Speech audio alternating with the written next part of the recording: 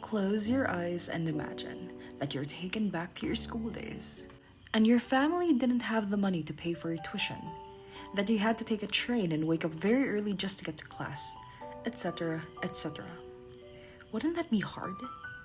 You can open your eyes.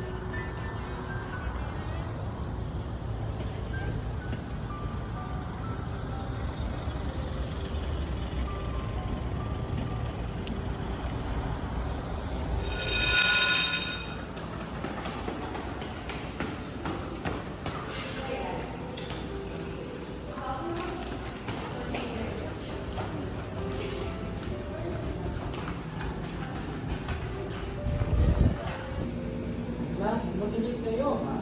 Nasa long test ito at kailangan i-memorize. Ang full name ni Crisostomo Ibarra ay... Sorry po sir, pasensya na po. Sa traffic po kasi talaga. Super traffic po talaga sa Calax. Promise po. Ay, nako. Sabi ko na nga ba, class? Ito ang pinaka-importante sinasabi ko. Kahit hindi mo i-memorize ng buong pangalan ng Crisostomo Ibarra. Time management lang yan. Pasensya na po. Gumising na lang kayo ng mas maaga. At yun ang pinakasimple na. Diba? Paano kayo matututo kung laging kayo late ng mga 20 minutes? May grace period pa dyan, di ba? Ay naman. Sige. Pag-upo ka na. Hirap, diba? Magsisimula sa isang sanhi na magkakaroon ng bunga na magiging sanhi sa panibagong bunga na magiging sanhi ulit sa isa pang panibagong bunga.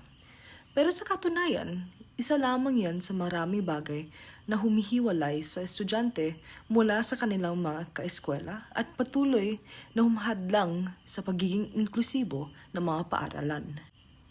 Ang kawalan ng inklusibidad ay maaaring magmula sa kawalan ng mga inklusibong pasilidad gaya ng mga elevator at ramps, kakulangan sa kaalaman tungkol sa partikular na grupo ng mga tao na nagiging daan para sa diskriminasyon at marami pang iba. Ano pa man ang rason, lahat ng ito ay parehas lang ng pagtutunguhan.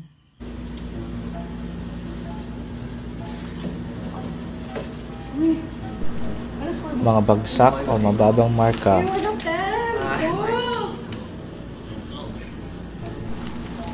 pagkabukod sa mga kaeskwela.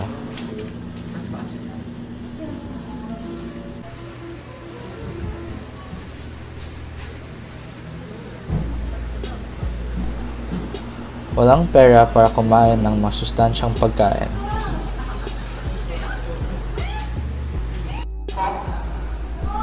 At yung pinakamalala, mga estudyanteng nagdo-drop out.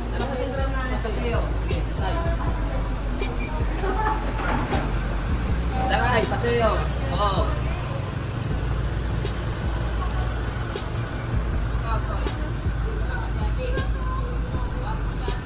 Naniniwala kami na ang edukasyon ay hindi dapat isang pribilehyo, kundi isang karapatan na dapat makamit ng ninuman anuman ang inyong karanasan, kasarian, pinanggalingan o kakayahan. Bilang representasyon ng aming matatag na paniniwala, inilunsad ng aming samahan ang lipad o linangin inklusibong pag-aaral sa aksyong di kalidad. Ang LIPAD ay isang organisasyon na minimithing baguhin ang larangan ng edukasyon upang mabigyan ang lahat ng tao ng pantay-pantay na karapatan sa dekalidad na edukasyon. Sa LIPAD, ang pangangailangan ng bawat estudyante ay natutugunan. mula sa pagpapalawak ng kamalayan ng bawat isa, sumunod ang paghikayat sa lahat na makiisa sa layunin nito, hanggang sa paglulunsad ng mga pulisya, pasilidad at mga aktibidad na nagtutulak tungo sa inklusibong edukasyon. Kayo ay kasama. Sa lipad, lahat ay makakalipad tungo sa edukasyong inklusibo at dekalidad.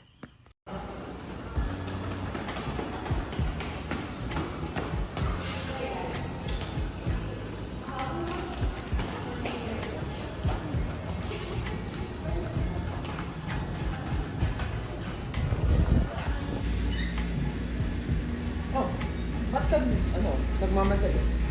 Tama! May nipis.